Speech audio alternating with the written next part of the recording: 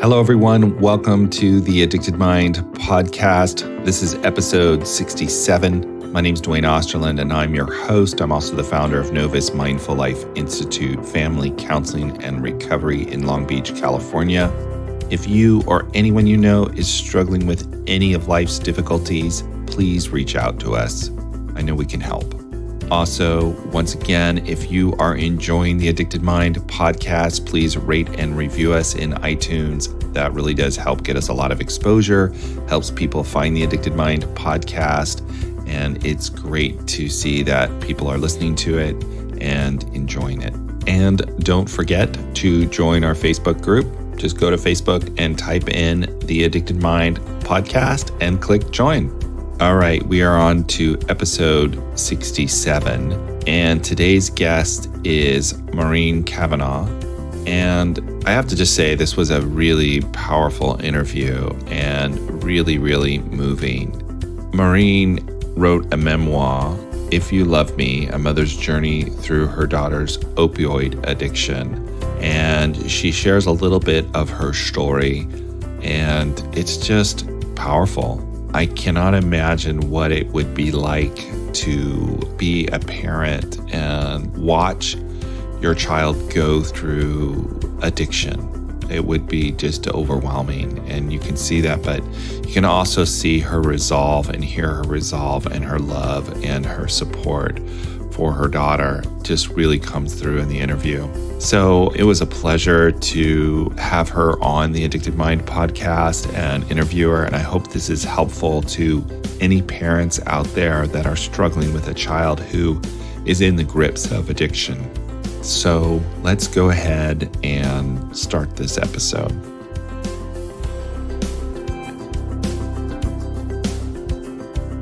All right, everybody, welcome to the Addicted Mind podcast. My guest today is Maureen Cavanagh, and she is going to talk about her story with her daughter who was struggling with opioid addiction.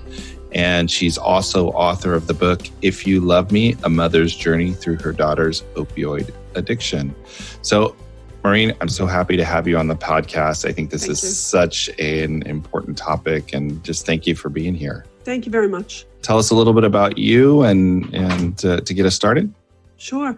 I'm a very ordinary person, right? But unfortunately, my story, as horrific as it was, is a very ordinary story. There are so many people that are going through this now, so many parents that watch their kids play baseball and softball and, got them all dressed for the junior prom and took pictures out on the lawn. And today they don't know where they are because they've become addicted to heroin, fentanyl, and we're losing so many of them. But there's so many of them out there that their parents are. A lot of people say, where are the parents? I always say, here, they were right here. I was driving myself crazy, making myself sick, trying to figure out what I could do to help my daughter who didn't seem to want me to help her. Right. So let's go back to a little bit of the beginning. How did you start to realize that there might be an issue or some kind of addiction going on, and how did it come to your awareness? So my family had a long history of addiction. I always thought I was smarter and stronger, and found out after going through this that I would just merely dodged a bullet, and I was luckier. But I talked to my kids. I have 4 children. I talked to them all about this because this was so prevalent in my family. I wanted them to understand that this is something they had to be very, very careful with. And when my daughter started to experiment with drugs and had used heroin, she came to me. Wow. And that's how I found out. Yeah, because we were very close. And I made the mistake of thinking that if she came to me once and we went out and we had her evaluated and she went to an outpatient program, she kind of scared herself at that point. But I made the mistake of thinking she would always come to me. I underestimated the power of the drug. So she actually said, look, I think I'm not comfortable with this. I think I have a problem. And you went and got help, did the responsible thing that that I guess we think that parents are supposed to do. Right. And yet still, this was more powerful. It was more, that's really what it was. I mean, it had nothing to do with whether she was a good kid or whether I was a good mother. It was the disease took hold at some point, and then she started to hide things as people do when they're trying to maintain that addiction. Right. Do you know where she started to find opioids or? Oh, they're everywhere. I lived at that time in a very upper middle class neighborhood, and it was very hush hush. But I worked as a teacher in the same school system, and I knew there were drugs in the school system, and I knew that there was heroin in the area, but nobody wanted to talk about it, Right. and that not talking about it is dangerous. So she found it in her own neighborhood. Right. So it was right there, and for her, it just hit the right nerves, That's kind of what it is. Yeah. hit the right brain chemistry. I hear a lot of people say that. It's like that first time, it was like a warm bath. Everything's better. And unfortunately, you try to maintain that and it's impossible. Wow. So you're going along, you think this is taken care of, and then what do you start to find out? Oh, then things just started not to make sense. I became a little worried. And I mean, the real wake up call was when I had come back from vacation. And by this time, she was not living at home anymore, but she was going to school and she was working. And I came home and everything I had was stolen. Wow. And unfortunately, it was her and her boyfriend that stole it. So that was one of the times where, as a parent, you keep thinking, well, we'll fix it and it'll get better. Right. But not really truly understanding all that's involved in having things get better. And also not understanding the work that I needed to do on myself in order for it to get better. Right. And I think that's a big missing piece, is that even when we send our children or a loved one to treatment, the family kind of sits there and waits like they're sitting on an egg, waiting for them to get out, for everything to be better, and doesn't do this hard work that the family has to do, because this is a family disease. Right. And so you're there waiting and you don't know what to do. And I mean, what was it like? I mean, I have young kids, and I think this is one of the things that I'm most scared about for my kids too, and I know that, working in this field, it's not about being a bad parent or anything like that. This can get anybody. And it just scares me. And I'm wondering what was that like to be there and go, I would imagine feeling helpless. Felt very helpless.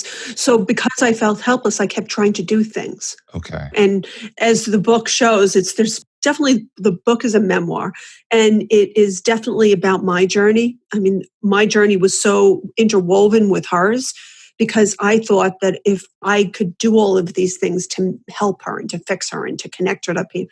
But the truth of the matter was, we were on two separate journeys, and I was not paying any attention to my journey, and therefore not really helping her. So there were things that I did that were helpful.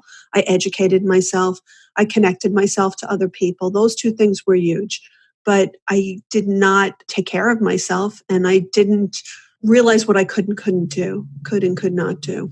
Right. So you had to, in a way, I hear you kind of saying you had to start letting go and take care of yourself. You'll see the progression as you read the book, and I finally get to that towards the end. That really, there's a Viktor Frankl quote that I absolutely love, and I'm going to butcher it, but it's, when you can no longer change a situation, you're challenged to change yourself. And I think that is so very true, because in the taking control over yourself and what you're able to change, that's where your power is. And when I found that, and I started to do the things that I actually had control over, which was the things that I could do, things started to change. Wow. So you were able to see that. So can you share a little bit of some of the things you try to do, just to give, I imagine there's a lot of parents out there listening to this podcast and probably have gone through a lot of things to try and fix it. Right. What were some of the things that you can share you went through? Well, I wish that there had been, this is 10 years ago. So I wish there were more services then. If I was going through it now, I would look for somebody that does kind of what I'm doing now as parent coaching. We have recovery coaching. We have all kinds of other life coaching. I wish I had somebody to guide me through this and to kind of be that best friend that also knows all about this. Like I didn't have that. So instead, I kept trying to meet people and talk to people. And I realized finally gave in and went to an in-person meeting, kind of like Al-Anon, only we have learned to cope here in Massachusetts, which is phenomenal. but it was one day a week. So what I did is I created this nonprofit called Magnolia New Beginnings. And Magnolia currently has support groups and they're online, they're on Facebook. So they're closed support groups. They're heavily monitored to make sure that there's nobody selling anything or doing anything inappropriate in there. But they're peers, mostly parents, a lot of mothers who are going through the same thing. And we have, in all of our support groups, we have between 20 and 25,000 people across the country now. Wow. And they help each other. So this idea of peer support is enormous, that an enormous help. But I didn't have that. So I kept trying to reach out to people. I tried to keep educating myself, and I kept trying to get her into treatment. Right. So, we probably did everything. I was constantly looking for her. So I was going through like the scariest places you would never want your mother to be in. I was there. And I was confronting people that I should have never been confronting. Like I was telling you, the book opens with me going after somebody with a baseball bat. Right. I'm a special ed teacher. That's typically not part of my daily life is hitting people with a baseball bat. So what happened? Tell us a little bit about the story to get to that point. Well, this is somebody who was the person that would hide her. And he was older than I am. So he was in his 50s. He was not a drug user. He was somebody who would hide her and keep her in his place. We would have her sectioned. The police would go there. And because he would say she wasn't there, they couldn't help her. He would also revive her with Narcan when she overdosed and then text me and tell me I should be grateful to him because he revived her again. And he was the person supplying the drugs to her. Oh, my goodness. So if anybody ever needed a hit in the head with a baseball bat, it was Bob, which was his name. And I say was because Bob's no longer with us. Okay. And don't look at me like that because I didn't kill him. Although I might have tried given the opportunity. And that's part of this addiction because it brings people to such dark places. Yeah, I don't think anybody would have blamed me, but I still would have went to jail. Yeah. So this is the crazy that my life became. Oh my goodness. This and with people that I wouldn't have never met and had no interest in meeting. Mm-hmm. Working in this field and also just being alive, you encounter people in your extended family who struggle with some of these issues as well, and you watch family members spend so much money on treatment, lose their own retirement to try and save their children. See it all the time. Yeah. And it's just heartbreaking. She was in over 40 treatment centers, some entry into treatment. She overdosed 13 times that brought her to the hospital. We're not quite sure how many times she overdosed because Bob would Narcan her and not bring her to the hospital. So this was going on and everybody was frantically trying to help her, but she was so immersed in the disease that she was not able to follow through. As soon as she would get some clarity, she would leave treatment. And a big part of this, I think, is because out of my 4 children, she's the most empathetic, the kindest, the sweetest, the one that I expected, like she either wanted to be a social worker or a special ed teacher. This is the kind of person she was. And so she was fighting to not feel the way she felt because of all the trauma that happened while she was using. So once this takes hold, it's very, very difficult for somebody to just stop. Right. And get back on the right path again. It had nothing to do with how, the things that she did while she was under the influence of drugs were almost separate from who she was. Yeah, no, I hear that a lot. And that it's like you have all this trauma from maintaining the addiction that you can't get away from it because then you got to sit with the trauma and there's just too much pain. Exactly. And people who struggle with addiction need so much support and love and kindness and compassion as they find their way through it because it is so incredibly difficult. But then you've got all the family members like you who love them so much and are all of your pain to watch your children go through that and be so helpless. I always tell people, I don't believe in tough love and cutting anybody off. I think that rock bottom is dead. So I wasn't willing to wait for her to hit rock bottom. The title of the book actually comes from a time when some sober friends had brought her home after a relapse.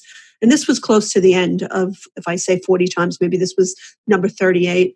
And she came home and she was sitting on my kitchen floor. It was like 3 o'clock in the morning. And she was just so disappointed and so exhausted and so tired of doing this. Right. And I said, honey, like I think about it now, I was stating the obvious. There's nothing she didn't already know. But I said, honey, I love you so much. And there wasn't a day that went by that I didn't tell her that I loved her and that she didn't tell me that she loved me back. Wow. I said, honey, I love you so much and you're going to die. And she looked up at me and she said, if you love me, you'd let me die. Oh my God. That is heartbreaking. That's where the title of the book came. Like the book could be called Nothing Other Than That after thinking about it. But she was in so much pain. Yeah. And I had to really ask myself, because I knew that she kept hanging on and going back and trying over and over again, not really for herself, but because she didn't want me to have to lose her. And I had to, really say to myself, why am I making this person who's in such incredible pain hold on? Right. But I couldn't let go. And I'm glad I didn't, because somewhere around treatment center number 40, she walked in and decided that when she left, she was going to take the Vivitrol shot. Mm-hmm. And then she kept taking the Vivitrol shot and she got a job and she went back to school and she got engaged. Wow. And she is 2 years later, again, back to being the most phenomenal person I've ever met. Wow, that's amazing. And your love for her throughout that is overwhelming. She's a special person and she's deserving of that. And I'm so glad to have her back every day. And I know that, anything can happen. Right. And I'm well aware of that. But I'm now well aware of that in the rest of my life, too. Right. I don't take anything for granted. And I love the people I love, big and out loud. Right. And I never take 1 minute that she's here for granted. I wake up every morning and say, thank God that she was here another day and that hopefully I have another day with her. Wow, I'm just kind of blown away by that story, and just to hear it really moves me immensely. Going back a little bit, for listeners out there, you had said that you had to do some of your own work to get to this point, this kind of miracle. What was that? And can you share a little bit of that for the listeners? Throughout this whole process, I was going to therapy. I was going to meetings. I was trying to connect with not the whole process with the meetings, because I didn't know, probably a couple of years into it was when I found my first meeting. But I was trying to be okay, but also still trying to overparent somebody who was an adult and who was not willing to accept that help. So I was making myself sick, and it took me a long time to get to that point of knowing what I could and could not do. And that is such a hard lesson when you're a parent and you've been doing for your children and protecting them for things and trying to keep them on that right road. When you've been doing that for so long, any parent, because I know with the rest of my children, there's some point where I have to say, okay, I have to back up and stop being mom now because they're adults, and you turn into a different kind of mom. You're not the one that tells them what to do. Did you make sure you ate breakfast? Nobody wants to hear that when they're in college. Yeah. Yeah. So you learn how to step back, but it's a natural process. When you have a child that is on the verge of death all the time and doing all of these dangerous things, your last instinct is to let go, but we still have to. Because the gripping onto them and allowing them to maybe have us do things that are not helpful to them, very, very difficult. Oh, I would imagine. I mean, you want to hold on so tight because you don't want to lose them, but yeah, you can't.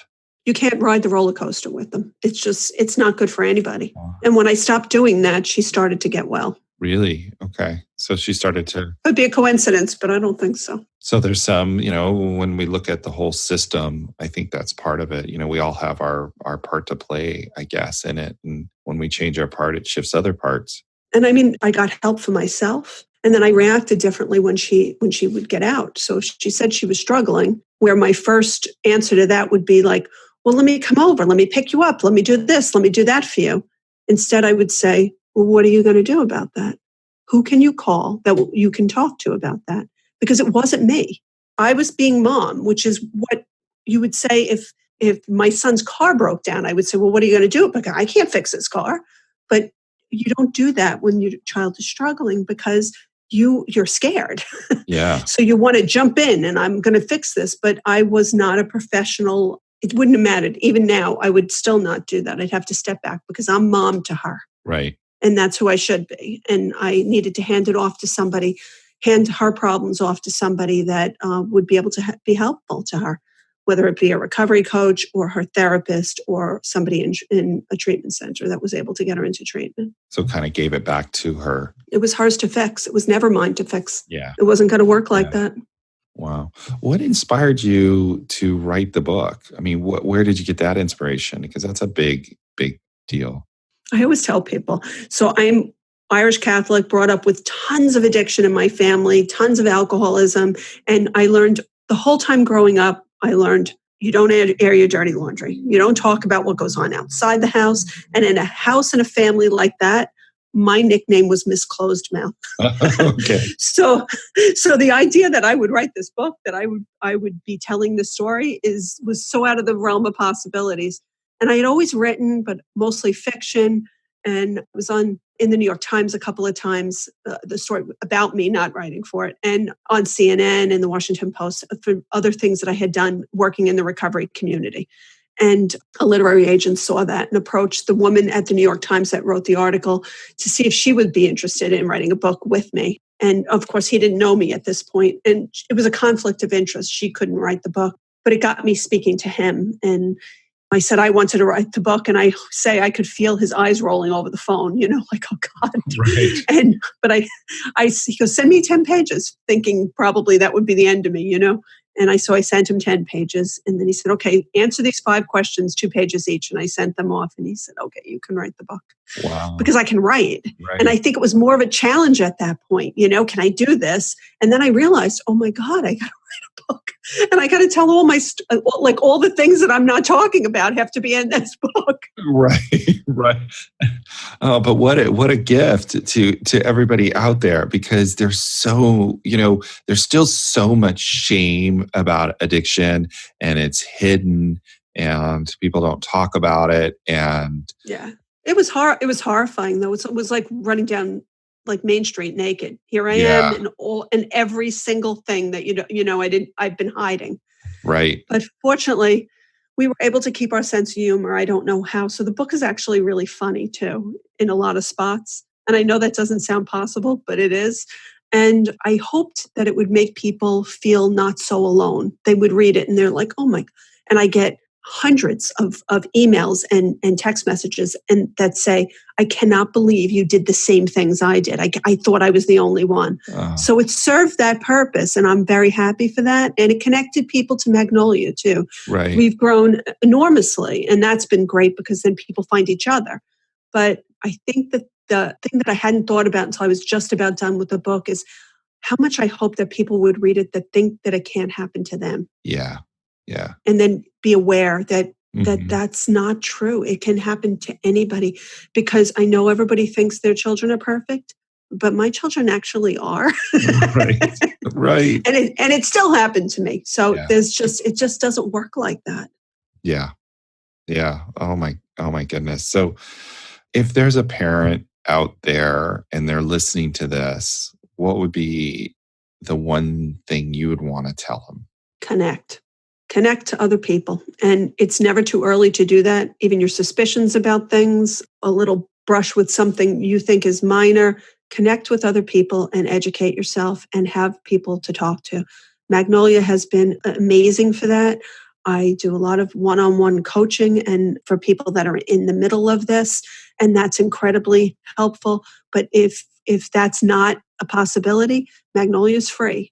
We have no paid staff. All of these groups are admin by other people that are going through the same thing. Between 20 and 25,000 people in these groups across the country, and they're incredibly helpful. Wow. What's the web address for that so that people can find it? Sure. It's magnolianewbeginnings.org is the website for the nonprofit. And if you go onto the support page, there's all the different support groups. All you just have to do is click on that, or you can go to Facebook and look up Magnolia New Beginnings or Magnolia Addiction Support. And for me, I'm MaureenCavanagh.net. Oh, awesome. And one more time, your book.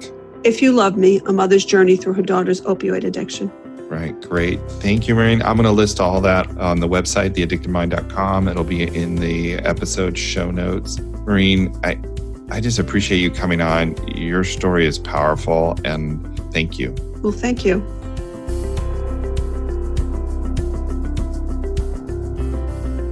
All right, everyone. What a powerful episode. Thank you for listening to the Addicted Mind podcast. All the show notes will be at theaddictedmind.com/67. Once again, if you're enjoying the Addicted Mind podcast, please rate and review us in iTunes. That really means a lot to me and gets this podcast out and continues to get it a lot of exposure. So if you've done that, I really appreciate it. Also, don't forget, join our Facebook group, The Addicted Mind Podcast. Just go to Facebook and search that and you'll find it. Click join. Love to have you there as well. Thank you for listening and have a wonderful day. And I will see you on the next episode. Take care.